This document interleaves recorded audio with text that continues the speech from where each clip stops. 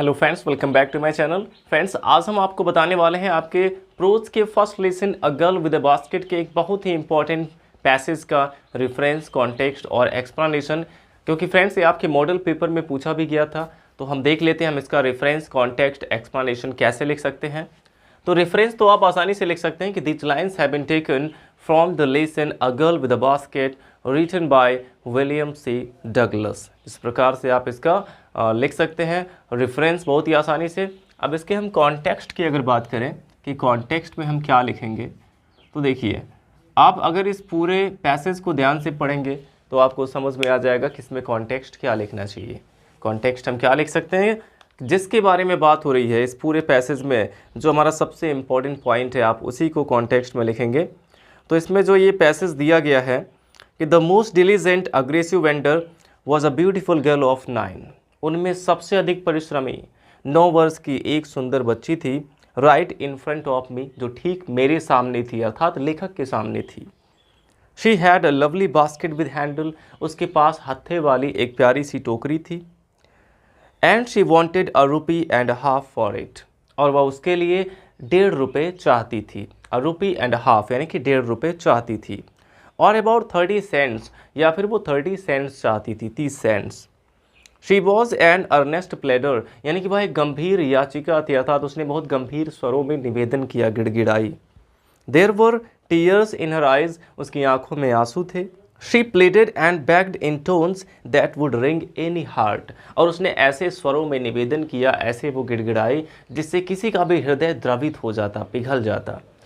तो ये सभी बातें इसमें कही गई हैं। अगर देखा जाए तो इसके पहले, इस पैसेज के पहले पूरे लेसन में कहीं भी उस छोटी बच्ची का मेंशन नहीं हुआ है, यानी कि यहीं पे जाके लेखक ने उस बच्ची का मेंशन किया है। तो यही सबसे इम्पोर्टेंट पॉइंट है इसके कॉन्टेक्स्ट में लिखने के लिए। तो यहाँ पे हम लिख सकते हैं कॉन्टेक्स्ट में कि here in these lines the author has mentioned the little girl, mentioned the little girl, उस छोटी बच्ची का मेंशन किया है। अब वो बच्ची कौन थी जिसने लेखक को सबसे ज़्यादा प्रभावित किया, तो यहाँ पे हम लिख सकते हैं कि who impressed him the most,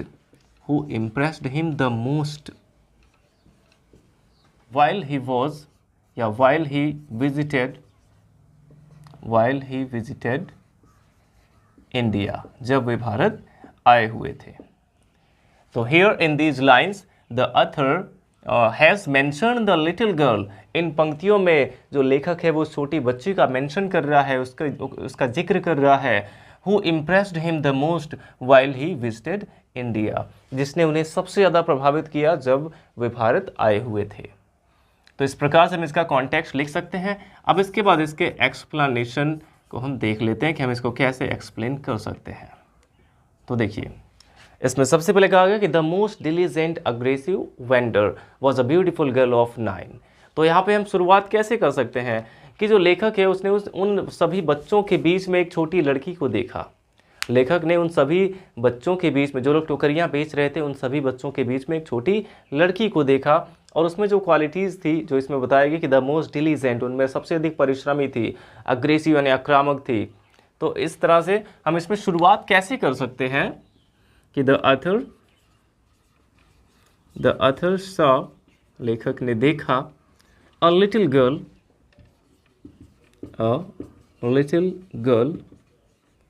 among the children, उन बच्चों के बीच, among the children अर्थात उन बच्चों के बीच देखा जो टोकरियां बेच रहे थे। तो जो के लिए यहाँ पे who हो जाएगा, who were, जो बेच रहे थे, who were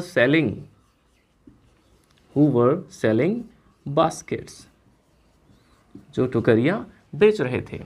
The author saw a little girl among the children who were selling baskets, यानी कि लेखक ने उन बच्चों के बीच एक छोटी बच्ची को देखा जो लोग टोकरियां बेच रहे थे। अब इसके बाद यहाँ पे लिख सकते हैं कि ही फेल्ट दैट, उसने महसूस किया, लेखक ने महसूस किया, he felt that the girl was the most diligent, the most, अब यहाँ पे आप डिलीजेंट के लिए हम हार्ड वर्किंग का यूज कर सकते हैं, द मोस्ट हार्ड वर्किंग। देखिए इसमें आप मीनिंग भी चेंज कर सकते हैं, अगर उसके स्थान पे कोई आप आसान मीनिंग यूज करेंगे तो वो बेटर रहेगा। तो यहाँ पे हार्ड वर्किंग कर सकते हैं। तो ही फेल्ट, उन्होंने महसूस किया, लेखक ने महसूस किया, that the girl was the most hard working vendor, the most hard working vendor among them, अर्थात उन बच्चों में वो जो छोटी लड़की थी, वो सबसे ज़्यादा हार्ड वर्किंग थी, अमंग द चिल्ड्रेन। अब देखिए इसमें ये भी बताया गया है कि राइट इन फ्रंट ऑफ में, जो ठीक लेखक के सामने थी, तो यहाँ पे हम लिख सकते हैं कि द गर्ल वॉज, या the little girl was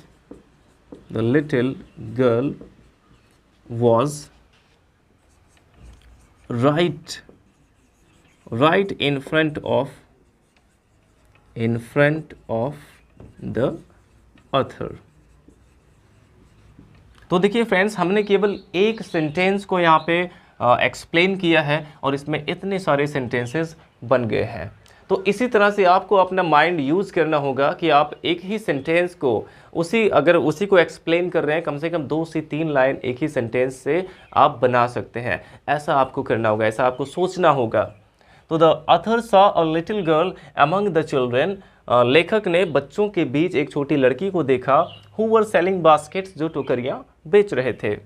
he felt that the girl was the most hard working vendor, और उसने महसूस किया कि वह लड़की जो है वो सबसे ज़्यादा परिश्रमी विक्रेता थी, अमंग द चिल्ड्रन, उन बच्चों के बीच। The little girl was right in front of the author, और वो छोटी लड़की ठीक लेखक के सामने ही थी। अब इसके बाद बताया गया कि she had a lovely basket with handle. तो ये सेंटेंस तो सभी लोग समझ सकते हैं, ये एक ईजी सेंटेंस है। तो अगर कोई ऐसा सेंटेंस होता है जिसको ईजिली सभी लोग समझ सकते हैं, तो उसको पूरा चेंज करने की ज़रूरत नहीं है। तो यहाँ पे हम सीधे ऐसे लिख सकते हैं कि she had a lovely basket. तो यहाँ पे हम लवली का यूज़ कर सकते हैं, या फिर ब्यूटीफुल लिख सकते हैं। She had a beautiful basket, या फिर लवली बास्केट विद हैंडल, हत्थे वाली, विद हैंडल। इसको आप ऐसे ही लिख सकते हैं पूरा sentence, she had a lovely basket with handle. और इसके आगे हम लिख सकते हैं वो कितने पैसे चाहती थी। तो and she wanted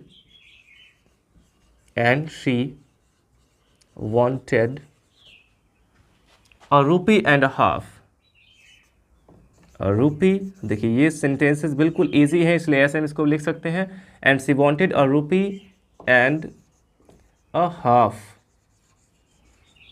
a rupee and a half for it, यानी कि उस टोकरी के लिए। और इसमें बताया गया या फिर 30 सेंट। तो हम लिख सकते हैं कि और शी wanted 30 सेंट्स, या फिर वो 30 सेंट चाहती थी। अब देखिए इसमें बताया गया शी वॉज एन अर्नेस्ट प्लेडर। इसके बाद कहा गया है कि वह एक गंभीर याचिका थी। तो फ्रेंड्स, अगर आप चाहें तो इसका स्क्रीनशॉट ले लीजिए और इसके बाद हम इसके आगे का एक्सप्लेनेशन देख लेते हैं। तो फ्रेंड्स, अब हम इसके आगे देख लेते हैं इसमें क्या बताया गया है। यहाँ पे इसके आगे कहा गया कि she was an earnest pleader, यानी कि वह एक गंभीर याचिका थी। तो इसको हम कैसे एक्सप्लेन कर सकते हैं कि वह एक गंभीर याचिका थी? इसका क्या मतलब है कि उसने बहुत गंभीर स्वरों में निवेदन किया। वह लड़की बहुत गंभीर स्वरों में निवेदन की, गिड़गिड़ाई, रिक्वेस्ट की। तो यहाँ पे हम लिख सकते हैं कि या फिर यहाँ पे हम सीधे शी लिख सकते हैं कि शी बेग्ड। यहाँ पे हम बेग्ड का यूज कर सकते हैं, शी बेग्ड, वह गिड़गिड़ाई। अब बहुत ही गंभीर स्वरों में, तो इसके लिए हो जाएगा in very grave tone, in very grave tone. या फिर सीरियसली भी सीधे कर सकते हैं, लेकिन इसको एक्सपेंड करना है तो इन वेरी ग्रेव टोन कर सकते हैं। She begged in a very grave tone.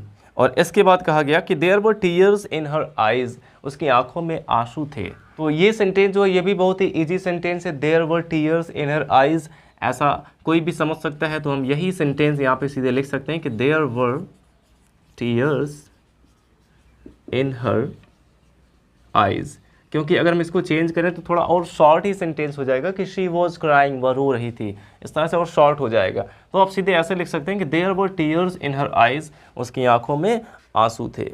और लास्ट लाइन में कहा गया कि she pleaded and begged in tones that would ring any heart, वह ऐसे स्वरों में गिड़गिड़ाई या निवेदन की जिससे किसी का भी हृदय पिघल जाता। तो ये चीज़ हम यहाँ पे लिख सकते हैं कि शी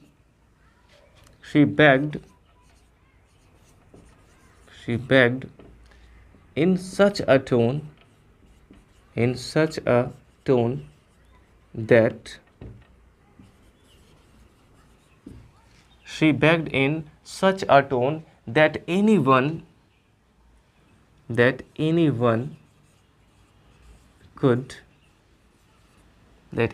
could be forced, मजबूर हो जाता, कि कोई भी मजबूर हो जाता, टू हेल्प हर, उसकी मदद करने के लिए। ये इसमें कहने का मतलब है हमारा कि she begged in such a tone, वह ऐसे स्वरों में गिड़गिड़ाई, that anyone could be forced, कि कोई भी मजबूर हो सकता था, टू हेल्प हर, उसकी मदद करने के लिए। तो फ्रेंड्स इस तरह से हम इसका एक्सप्लेनेशन लिख सकते हैं। आई होप आपको समझ में आया होगा। वीडियो अच्छा लगा हो तो लाइक करिएगा, और अगर आपने हमारे चैनल को सब्सक्राइब नहीं किया है तो चैनल को सब्सक्राइब कर दीजिए और अपने सभी फ्रेंड्स के साथ शेयर ज़रूर करें। Thanks for watching.